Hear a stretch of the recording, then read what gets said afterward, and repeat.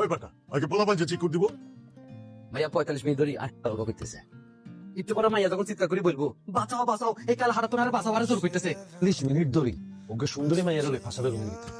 হ্যাঁ তখন কি করতে পারে রুমের ভিতরে সেটা তুইও না মারবো। তার খুব ভালো লাগে, মানুষের আঙ্গুল দেওয়ার মধ্যে কি যে মজা। আর আমি চোর বেগুনের এরকম সাপের মতো কোকড়ে গেছে কিনলে আমরা লাগে কি বেদিশা লাগতেছে। ডাক্তার দেখ।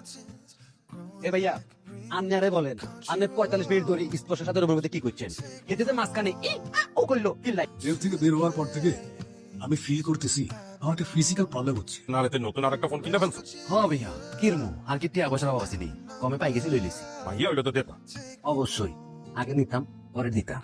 আতসবাজি ফুটাইতে ফুটাইতে একটা আতস গিয়ে পড়ছে ঘোড়ার হুকের মধ্যে, চমক করে ফাটি গেছে, ঘোড়া হাগুলে গেছে। আন্নে ঘোড়া তো পড়ে গেছেন, আর ঘোড়ার একটা ঠ্যাঙ্কি পড়ছে আনাদ পার মধ্যে। আনাদ পুলিশ শেষ, আনের বিয়ে ভাঙে গেছে। স্যার ফিজিক্যাল কি প্রবলেম?